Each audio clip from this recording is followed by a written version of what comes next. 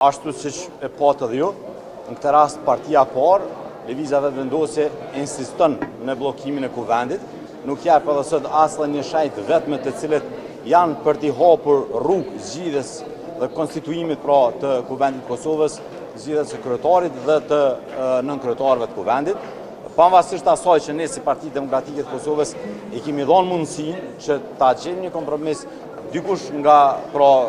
dikush tjetër nga grupi i tyre parlamentar përpos ministrave që kanë shërbyer në qeverinë e kaluar të zotit Kurti, mirë, po siç duket kjo kërkesë po as në vesh të shortët dhe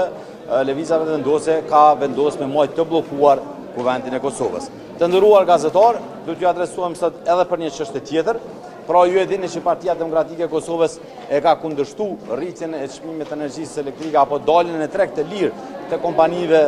të 1300 kompanive që punësojnë rreth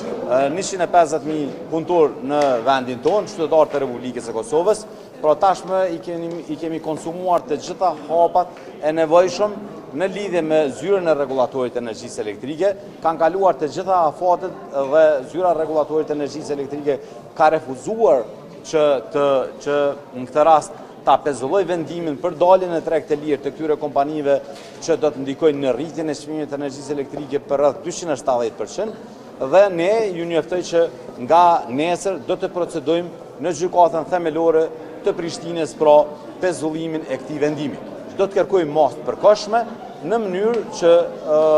ky vendim të pezullohet dhe këto kompani furnizohen me çmimin e njëjtë të energjisë elektrike siç janë furnizuar paramarrjes së këtij vendimit. Nuk janë përmbushur kushtet dhe nuk janë përmbushur as obligimet të zyrës së rregullatorit të energjisë elektrike pra asaj përket daljes në treg të lirë të këtyre 1300 kompanive. Ka jashtëzakonisht shumë parregullsi në marrjen e këtij vendimit, andaj ne si Partia Demokratike e Kosovës ju njoftoj që nesër do ta procedojmë në gjykatën themelore të